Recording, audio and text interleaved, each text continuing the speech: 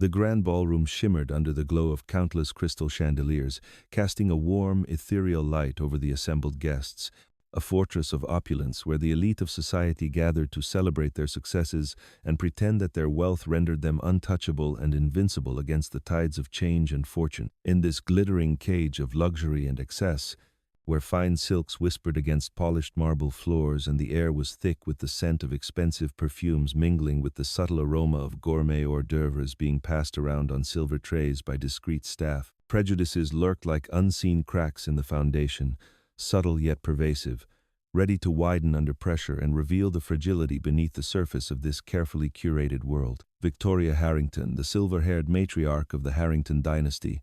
surveyed the room with eyes as sharp and unyielding as the facets of her elaborate diamond necklace that caught the light and sparkled like stars trapped in ice, her posture impeccable in a gown of deep emerald velvet that spoke of old-world elegance and unassailable status passed down through generations. Her family had built their vast empire on the sturdy backs of steel mills and expansive shipping lines that crisscrossed oceans and connected continents, a legacy forged in the industrial fires of a bygone era, when ambition and opportunity aligned to create fortunes that seemed eternal.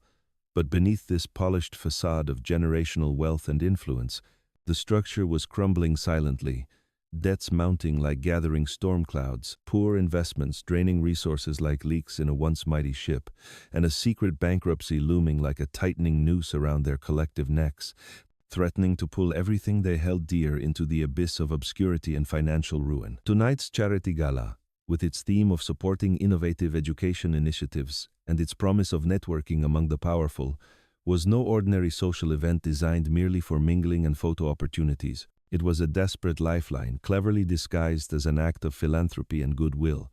a carefully orchestrated affair meant to seal the deal that could turn the tide and restore their fortunes to their former glory. Reginald Harrington, the aging patriarch with a mane of white hair, and a voice that still carried the authority of boardrooms long dominated, had spent months in painstaking negotiations, trading emails and virtual meetings with intermediaries, for a monumental $5 billion merger with Zenith Global, a cutting-edge tech and logistics behemoth that would not only erase their mounting red ink and stabilize their teetering empire, but also propel them into a new era of dominance and prosperity, ensuring that the Harrington name continued to evoke respect and envy in the highest circles. Little did they know, as they clinked glasses and exchanged pleasantries with potential allies and sycophants alike, that the architect of that very salvation, the key figure whose approval would make or break their future, was already among them, hidden in plain sight amid the sea of tuxedos and evening gowns, observing quietly and assessing the true nature of those she was about to partner with in what could have been a historic alliance. Zara Thompson, at 52 years old, was the enigmatic and formidable force behind Zenith Global, a sprawling conglomerate valued at over $80 billion that touched every corner of the global economy through its innovations in artificial intelligence-driven supply chains, sustainable energy solutions, and ethical manufacturing practices that set new standards for corporate responsibility. Born in the shadowed alleys of urban poverty, where dreams were often deferred and opportunities scarce, she had clawed her way up from a cramped one-room apartment shared with her hard-working mother, transforming a single groundbreaking idea sketched on napkins during late-night study sessions into an empire that spanned continents and influenced industries far and wide, employing hundreds of thousands of people who benefited from her commitment to fair wages and inclusive policies. Her success was not just a testament to her brilliance and unyielding determination, but also a quiet, profound homage to her late mother, a woman of quiet strength who had toiled endlessly, scrubbing floors in opulent mansions, much like the one hosting this very event, taking on multiple jobs under grueling conditions to put food on the table and ensure that Zara received the education and encouragement needed to break free from the cycles of hardship that had trapped so many before her. Zara arrived at the venue in a sleek, understated black gown that hugged her figure with elegant simplicity, crafted from the finest silk by a designer known for blending modern minimalism with timeless grace, her presence radiating a quiet authority that needed no ostentatious displays to command respect, though in this room, such subtlety was often overlooked in favor of flashier assertions of status. But from the very moment she stepped toward the venue's gilded entrance, framed by ornate columns and illuminated by soft spotlights that highlighted the architectural grandeur, The invisible barriers of bias and assumption snapped into place like unseen gates closing, reminding her once again of the persistent undercurrents that even her achievements could not fully erase. A doorman, crisp in his tailored uniform with brass buttons gleaming, blocked her path with a dismissive wave of his gloved hand. His expression one of bored certainty as he directed her away from the main doors without so much as a glance at the embossed invitation clutched in her hand. "Staff entrance is around the side," he barked curtly, his tone laced with the assumption that her presence at the front was a simple misunderstanding, perhaps a navigational error rather than a rightful claim to entry among the elite. Zara's brow furrowed slightly, a flicker of disbelief crossing her composed features, but she held her composure with the practiced ease of someone who had faced such slights before and emerged stronger each time, replying evenly, "I'm a guest for the gala," as she presented the elegant card that matched those held by the stream of arriving attendees. He snatched it from her fingers, scrutinizing it under the harsh light of the entrance lamps as if it were a potential counterfeit document smuggled in from some illicit source, his eyes narrowing in suspicion while other guests, predominantly white and dripping with visible markers of wealth like fur stoles and designer watches, were waved through with warm smiles and casual nods, their invitations barely glanced at before they disappeared into the warmth of the interior. But for Zara, it became an impromptu interrogation, the doorman demanding her identification, holding her driver's license up to the light and angling it back and forth as if searching for hidden flaws or inconsistencies, questioning the authenticity of the photo that clearly depicted her in professional attire taken just recently, his muttered comments about how it doesn't quite match revealing not a genuine concern for security but a deeper, unspoken bias that colored his judgment and prolonged the delay. Zara waited patiently yet firmly in the chill evening air that carried a hint of impending rain, the breeze tugging at the hem of her gown and sending a shiver down her spine, as he performed what amounted to feigned verifications, pretending to make calls on his radio that connected to no one, stalling with excuses about cross-checking lists that were already confirmed, all while more guests sailed past without a second look, their laughter and chatter floating back to her like echoes from a world she was being arbitrarily excluded from despite her undeniable right to be there. Inside the ballroom, oblivious to the drama unfolding at their doorstep, the Harringtons mingled with the grace and confidence of those accustomed to being at the center of attention, their interactions a well-rehearsed performance of charm and influence honed over decades of social navigation. Victoria, at 63, thrived on the control that such events afforded her, her charity galas serving not merely as fundraisers for worthy causes, but as meticulously directed stages where she could affirm her superiority and dictate the social hierarchy, favoring allies with invitations and subtle nods while excluding those she deemed unworthy through whispers and calculated oversights, her entire identity woven from the threads of legacy and exclusivity that made her feel indispensable in a world that revolved around names like hers. Reginald, 68, and still imposing with his broad shoulders and commanding presence, masked his personal demons, crippling gambling losses accumulated in private high-stakes games and risky ventures that had hollowed out their finances with bluster and anecdotes of past triumphs, regaling groups of potential investors with tales of how the Harrington empire had weathered economic storms before, all while his mind raced with the urgency of securing the Zenith merger that represented their last best hope against total collapse. Their son, Dylan, 32 and dressed in a bespoke tuxedo that failed to conceal his aimless demeanor, was a product of unchecked privilege, a failed entrepreneur who had squandered multiple family-backed ventures on ill-conceived ideas like luxury apps that went nowhere, now lounging with a circle of similarly entitled cronies, sipping cocktails and trading superficial banter that masked their collective lack of purpose, his life a series of handouts and excuses that perpetuated a cycle of dependency on the very legacy he did little to uphold. Daughter Sophia, 29 and a vision of poised beauty with cascading auburn hair and a smile that could charm or cut depending on her mood, had cultivated a persona as a social media darling, her feeds filled with curated images of glamour and influence that garnered thousands of followers. But beneath the surface lay a venomous streak learned from observing her mother's social maneuvers, a delight in subtle power plays that elevated her by diminishing others, her charm a tool for inclusion or exclusion as she saw fit. They all shared a toxic certainty, ingrained from years of insulated living. Their world was exclusive by design, a club where entry was granted based on lineage, wealth, and appearance, And outsiders, especially those who looked like Zara, with her rich brown skin and unassuming elegance, simply did not belong unless they fit neatly into roles of service or subservience, a mindset that blinded them to the possibility of hidden power and equal footing. After what felt like an eternity but was in reality an hour's unnecessary delay that caused her to miss the opening toasts and initial networking opportunities, Zara finally entered the ballroom, the warmth enveloping her like a reluctant embrace. Though the whispers that followed her like shadows suggested she was still under scrutiny, guests exchanging glances and murmurs of who let her in,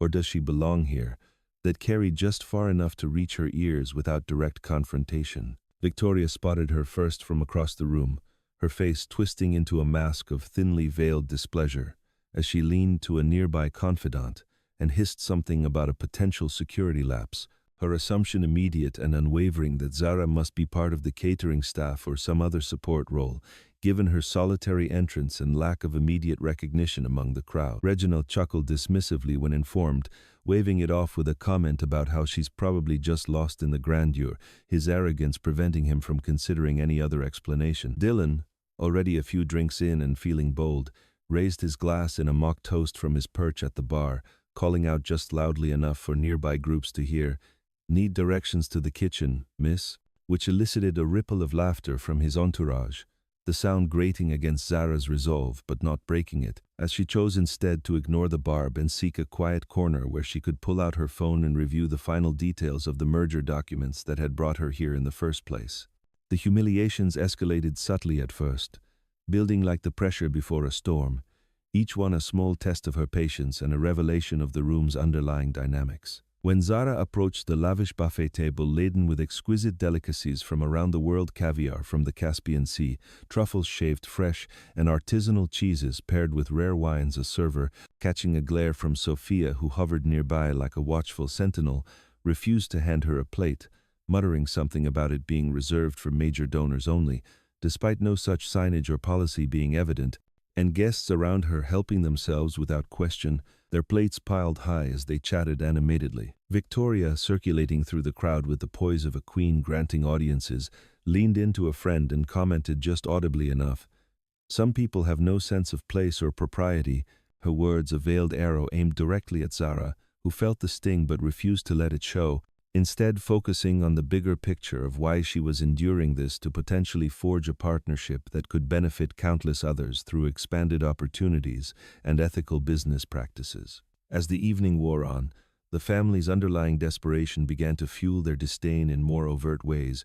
their interactions laced with a subtle aggression born from the fear of losing everything they had taken for granted. Reginald boasted loudly to a cluster of investors about the impending deal with Zenith Global, painting it as a masterstroke of strategy that would redefine their portfolio, unaware that Zara overheard every word from her vantage point, her expression unchanging as she noted the irony of his confidence built on her company's strength. Dylan, growing tipsier with each passing glass of scotch, accidentally bumped into her as she navigated the crowd, spilling a dollop of caviar onto her sleeve, then sneering with feigned apology, "Oops, how clumsy of you," before laughing it off with his friends, the incident drawing more eyes and whispers that amplified the sense of isolation Zara felt in this sea of supposed sophistication. Sophia, ever the opportunist for content, filmed the moment discreetly on her phone, later captioning it for her private circle of followers as uninvited entertainment at the gala, her actions a modern twist on age-old exclusionary tactics that sought to document and perpetuate the divide. Zara wiped the stain from her sleeve with a napkin, her resolve hardening like steel tempered in fire. Drawing upon the memories of past challenges that had shaped her into the leader she was today, endless rejections from venture capitalists who doubted her vision, boardrooms where her innovative ideas were dismissed or outright stolen by those with more traditional profiles, the constant need to prove her worth twice over to gain half the recognition. Zenith Global was more than a company to her. It was her armor against such injustices, built on groundbreaking patents in sustainable technology that had revolutionized supply chains worldwide, reducing carbon footprints while boosting efficiencies. And through anonymous foundations, she funded startups led by underrepresented entrepreneurs, creating pathways she wished had existed for her earlier. But here, in this opulent setting, stripped of the context of her accomplishments and reduced to a visual stereotype in the eyes of those around her, she was reminded of how far society still had to go, her presence a quiet challenge to the status quo that the Harringtons and their ilk clung to so desperately. As Victoria took the stage to announce the silent auction items, priceless artworks, exotic vacations, and bespoke experiences donated by the affluent attendees, Zara pondered the unfolding evening, questioning internally how much more she could endure before the gathering storm of revelations broke, her mind already turning to the potential consequences of aligning with individuals who revealed such character flaws so readily, the weight of her decision hanging like the chandeliers above, brilliant yet precarious in the balance of power and principle that defined her life's work. As the gala's energy reached its feverish peak with guests swirling in animated clusters around the auction displays and the live orchestra transitioning into a lively crescendo of strings and brass that filled the vast ballroom with an air of triumphant celebration, the Harringtons' carefully maintained facade of civility and gracious hosting began to crack wide open like a veneer, peeling away to expose the raw venom and insecurity lurking just beneath the surface of their polished exteriors, transforming what should have been a night of mutual admiration and strategic alliances into a theater of escalating discomfort and targeted exclusion that tested the limits of Zara's unyielding composure. Zara, now fully immersed in the opulent yet suffocating atmosphere of the event, where crystal glasses clinked in toasts to future endeavors and laughter echoed off the gilded walls adorned with priceless tapestries depicting historical scenes of conquest and prosperity, navigated the crowded space like a solitary figure traversing a minefield of social landmines, each step calculated to avoid unnecessary confrontations while her sharp mind catalogued every slight and whisper that confirmed the deep-seated assumptions permeating this elite enclave. Victoria Harrington, ever the vigilant orchestrator of the evening's social symphony, zeroed in on Zara during a brief lull in the bidding for a rare antique vase that symbolized the family's penchant for collecting symbols of enduring value, her approach marked by a predatory grace as she glided across the floor in her emerald gown that rustled softly like leaves in a gathering wind, her voice adopting a falsely sweet tone that carried loudly enough to draw the attention of nearby clusters of guests who paused their conversations to observe the unfolding interaction. "Darling,"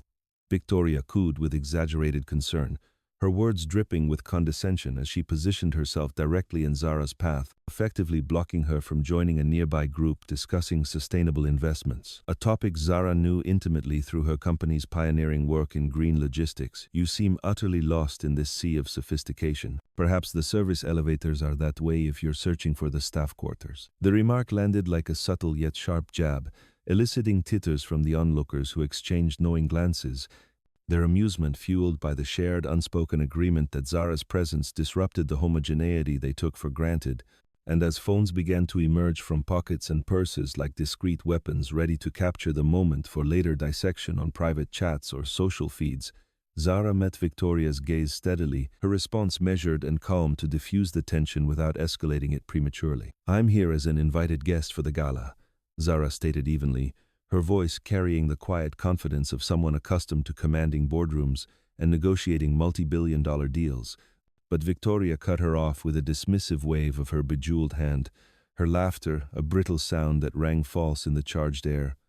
"Oh, please, this is an invitation-only affair for those who truly contribute to our circles. How on earth did you slip past the checks, perhaps a mix-up with the catering roster?" Reginald Harrington, drawn by the rising volume of his wife's voice and the growing circle of spectators forming a loose perimeter around the exchange, joined the fray with his booming presence, his tuxedo straining slightly at the seams from years of indulgent living, and declared authoritatively, "Security must handle this apparent intrusion before it disrupts the flow of our esteemed gathering."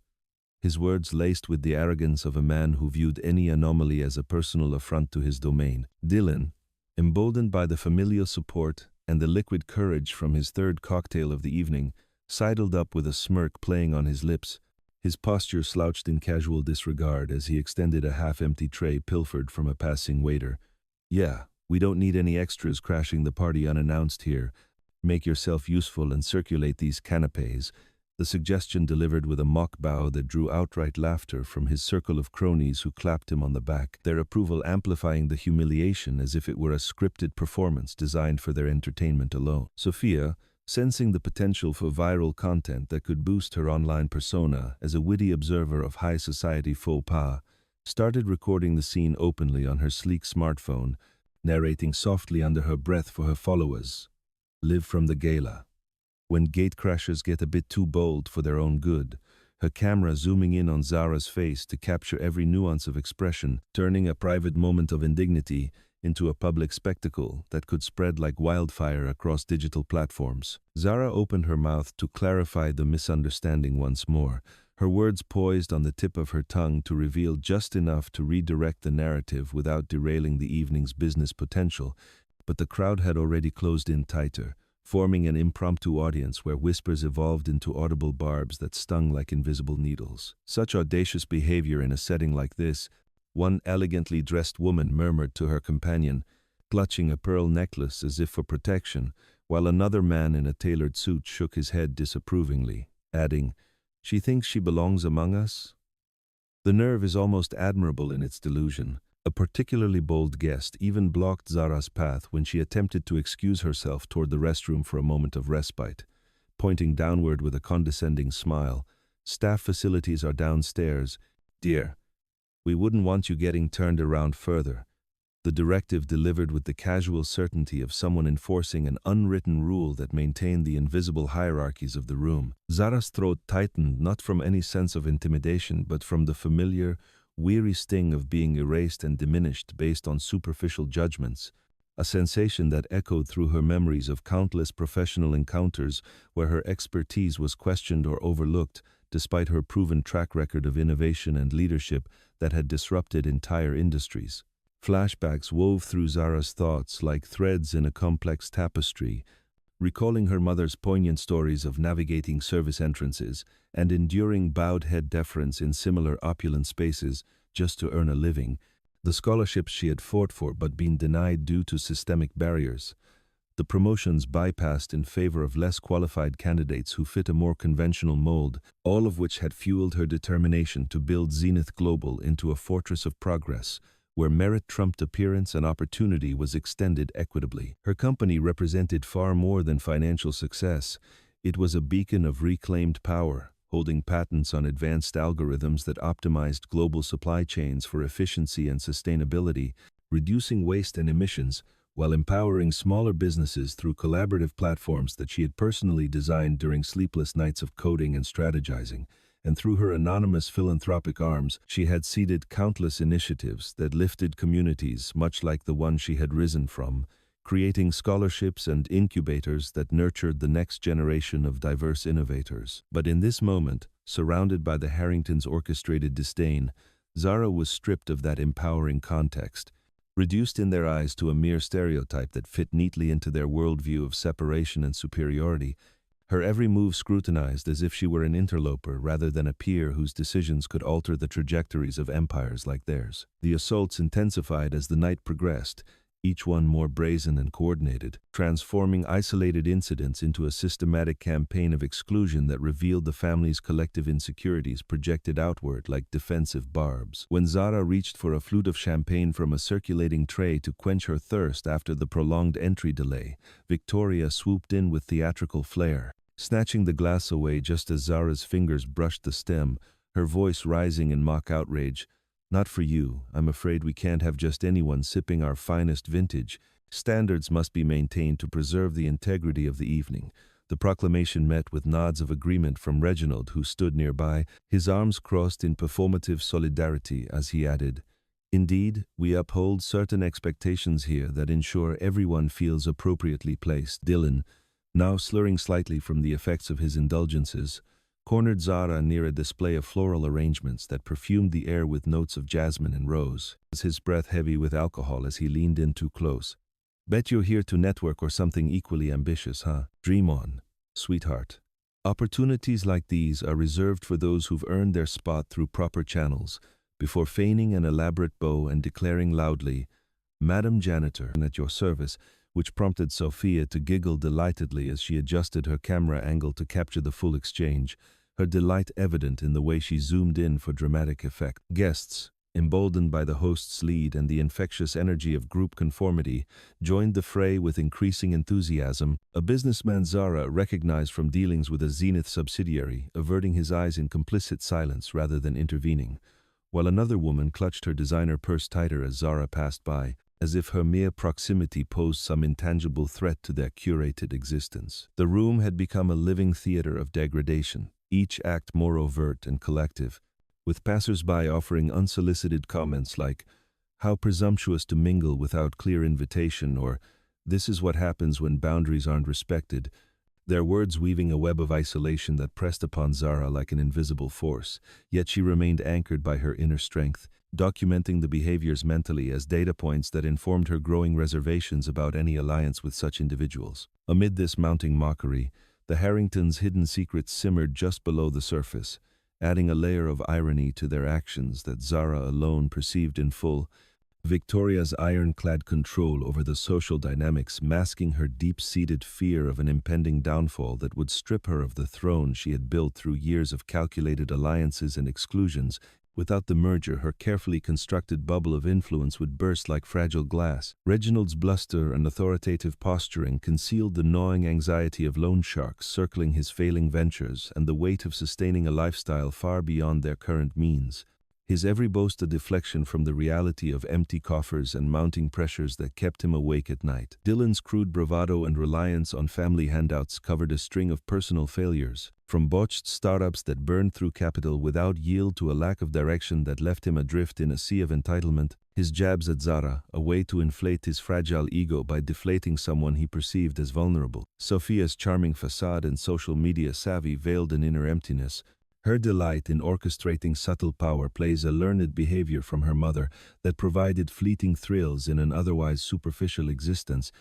Her filming of the incidents a bid for validation from virtual audiences that masked her own insecurities about relevance in a changing world. They projected their collective fears and fragilities onto Zara, using her as an unwitting scapegoat to reinforce their sense of superiority and distract from the cracks in their own foundation, unaware that their target held the keys to their survival in her capable hands. The pinnacle of the evening's orchestrated indignities arrived during the height of the silent auction, as bids climbed for a collection of rare manuscripts that symbolized intellectual legacy and cultural capital. Sophia, gliding towards Zara with a full goblet of deep red wine balanced elegantly in her manicured hand, her face a perfect mask of synthetic sympathy that could have fooled a less discerning observer, her voice cooing softly yet carrying far enough for nearby guests to appreciate what appeared to be an act of unexpected magnanimity. "You look absolutely parched after navigating this bustling crowd," Sophia purred with feigned kindness, extending the glass as if offering an olive branch in the midst of the tension, her eyes gleaming with a hidden mischief that betrayed her true intentions to those who knew where to look. In the profound hush that descended upon the ballroom immediately following the deliberate spill that left Zara's gown marred with the stark crimson stain of wine soaking through the fabric like an indelible mark of the evening's orchestrated indignities, she rose from the polished marble floor, with the deliberate grace of a phoenix emerging from the embers of undeserved mockery, her movements unhurried and imbued with an innate dignity that contrasted sharply with the Harringtons' lingering revelry in what they believed was their triumphant display of unchallenged authority, unaware that the tide of the night had irrevocably turned against them in ways that would reshape their destinies forever. The family, still buoyed by the adrenaline of their collective performance and the approving echoes of laughter from their enraptured guests who had treated the incident as prime entertainment worthy of toasts and shared anecdotes, continued to press forward with their demands for her removal, Victoria's voice cutting through the residual chuckles like a command from on high as she gestured imperiously toward the nearest security personnel. "Escort this unfortunate mess out before it further tarnishes our gathering," her words laced with the finality of someone accustomed to having her whims executed without question or delay. Yet in that charged moment of transition, as the orchestra paused between sets and the air hung heavy with the mingled scents of spilled vintage and floral centerpieces wilting under the heat of overhead lights, Zara's phone emitted a simple, insistent ring, a professional chime that sliced through the din like a harbinger of impending clarity, drawing faltering glances from nearby guests who sensed an inexplicable shift in the atmosphere but could not yet grasp its significance. Answering with the calm poise that had carried her through boardroom battles and innovation marathons alike, Zara spoke words that pierced the surrounding chatter and began to unravel the illusion of control the Harringtons clung to so desperately. Zenith Global, Zara Thompson speaking, her tone steady and authoritative, a quiet assertion of identity that hung in the air like the first rumble of distant thunder heralding a storm. The caller on the other end was her trusted chief operating officer, a voice crisp and efficient amid the chaos, inquiring about the finalization of merger documents set for announcement that very evening. Ms. Thompson, the contracts are prepared for your digital signature. Shall we proceed with the rollout as planned? And in response, Zara's voice, now clad in the unyielding steel of resolute decision-making forged through years of navigating corporate landscapes, delivered the directive that would echo through the room and beyond. Terminate it all immediately, the full $5 billion deal, along with the associated partnerships, technology transfers, and extended credit lines ensure every element is severed without exception. Confusion rippled outward from those closest to her, a subtle wave of unease that began to quiet the lingering mirth as fragments of her conversation words like billion and merger drifted into the awareness of the crowd, prompting Reginald's ears to perk up amid his ongoing boasts to a cluster of investors, his face draining of color as the implications dawned like a slow revelation that threatened to upend his carefully laid plans for salvation. He pushed through the throng with uncharacteristic urgency, his once commanding stride now hesitant as he approached Zara, his voice cracking with a mix of disbelief and dawning panic. "Excuse me, but who exactly are you, and what merger are you referring to?" And in that pivotal instant, Zara reached into her elegant clutch, retrieving a sleek titanium business card etched with her name and title in understated platinum lettering, handing it to him with the same composed dignity she would extend to a global dignitary sealing an international accord. Reginald took the card with a trembling hand, his eyes scanning the inscription repeatedly as if willing the words to rearrange themselves into something less catastrophic, the reality detonating in his mind like a controlled implosion that shattered his illusions of security and propelled him into a state of visible shock, his champagne flute slipping from his grasp to crash against the floor in a spray of shards and bubbles that silenced the room as effectively as a gavel's strike. Victoria, alerted by the commotion and hurrying over with her usual air of unflappable command now fraying at the edges, snatched the card from her husband's fingers, her own expression undergoing a horrific metamorphosis from haughty assurance to nauseating disbelief as she read the platinum-etched truth, the blood draining from her cheeks, leaving her pallid and unsteady, her voice barely a whisper choked with denial. "This is impossible, you can't possibly be." But the words trailed off as the full weight of recognition settled, the room freezing into a tableau of stunned faces as the truth spread like a viral whisper. The supposed intruder they had demeaned and dismissed was none other than Zara Thompson, the visionary CEO of Zenith Global, the very architect whose partnership represented their only lifeline against the encroaching shadows of financial oblivion. Zara, standing tall amid the wreckage of spilled wine and shattered glass, addressed the assembled group with a voice that carried effortlessly across the tomb-like silence, her words a measured reckoning that laid bare the consequences of their actions without a trace of vindictiveness. "Yes, that merger, the one designed to infuse your secretly insolvent operations with $5 billion in capital, to stabilize your crumbling holdings in shipping and tech integrations, and to preserve the Harrington legacy for another generation, consider it cancelled in its entirety. With the funds now redirected to establish the Legacy Fund, a dedicated initiative to empower minority-led innovators in sustainable industries right across this city and beyond." Panic ensued like a contagion sweeping through the elite crowd. Guests who had moments earlier cheered the spectacle of her fall now frantically deleting captured videos from their devices, their faces etched with the dawning horror of having documented their own complicity in a social and professional misstep of monumental proportions. Whispers turning to urgent murmurs as connections were made. Board members, realizing their firm's dependencies on Zenith subsidiaries, investors recalculating portfolios tied to Harrington Ventures now teetering on the brink. Lawyers from Zara's team, summoned via discreet alerts and arriving in a phalanx of tailored suits carrying digital tablets loaded with termination clauses and legal notices, fanned out across the ballroom with the precision of a well-oiled operation. The lead counsel, a seasoned professional with a reputation for unerring efficiency, reading aloud from a prepared statement that resonated in the hushed space. "By executive order of Zenith Global's board, the following agreements are hereby nullified for cause." The primary merger valued at $5 billion, all ancillary real estate collaborations, intellectual property sharing protocols estimated at $800 million annually, global logistics pacts, and philanthropic commitments to Harrington-affiliated foundations, each item enumerated like a tolling bell that chipped away at Reginald's composure, his hands shaking uncontrollably as he envisioned the cascade of foreclosures and asset seizures that would follow. Victoria, clinging desperately to the tattered remnants of her authority, was the first to voice a plea laced with unrepentant denial, pointing a quivering finger adorned with rings that once symbolized unbreakable status. "This must be some elaborate misunderstanding. We had no idea of your position or influence." But Zara cut through the excuse with a gaze as steady as her principles, replying softly yet firmly, "You were aware I was a fellow human deserving of basic courtesy and respect, that knowledge alone should have guided your conduct, regardless of titles or net worth." Dylan, still reeling from the alcohol and the abrupt reversal of fortunes, stumbled forward in a final act of misguided defiance, his voice slurring as he accused, "This is nothing but selective retribution. You're targeting us unfairly," only for Zara to respond with almost compassionate clarity, "This isn't retribution. It's the natural outcome of choices made freely.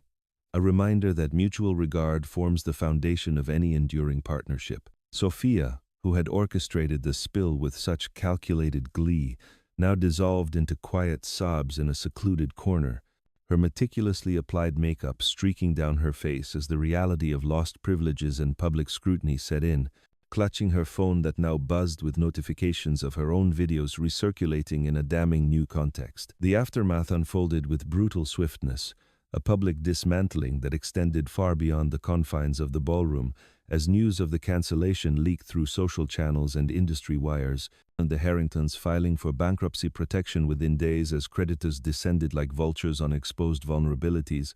their vast holdings auctioned off in a media spectacle that drew global attention to the perils of unchecked assumptions in professional spheres. Reginald, at 69, found himself in the unfamiliar role of a logistics coordinator at a modest warehouse facility on the city's outskirts, commuting via public transit for hours each day, his salary a fraction of what he once allocated to monthly club dues, a humbling routine that forced reflections on the value of empathy he had long overlooked. Victoria, stripped of her social throne, took up a position as an event coordinator for community centers, organizing modest gatherings that paled in comparison to her former galas, her former allies now distant memories, as she learned the quiet satisfaction of contributions without acclaim. Dylan navigated tables at a bustling downtown eatery, his hands calloused from carrying trays,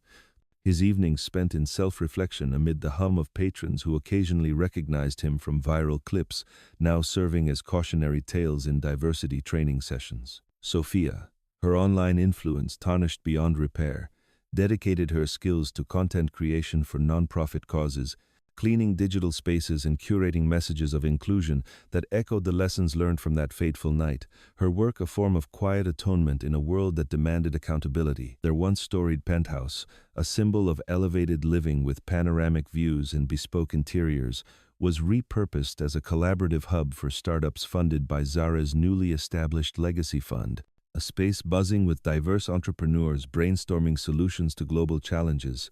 turning a site of exclusion into one of empowerment and innovation. Zara's empire, meanwhile, flourished with renewed vigor, her fund launching thousands of ventures that generated jobs and breakthroughs in fields like renewable energy and equitable tech access, her actions inspiring a wave of corporate reforms where inclusivity became a benchmark for success rather than an afterthought. The Harrington name, once synonymous with unassailable prestige, evolved into a staple in business school curricula and leadership seminars worldwide, a poignant case study illustrating how integrity and mutual respect underpin sustainable prosperity, whispering through executive suites and startup incubators alike that dignity is an invaluable asset, and its disregard can lead to the forfeiture of empires built over lifetimes, a timeless reminder that true progress arises from lifting others rather than standing atop hierarchies of exclusion.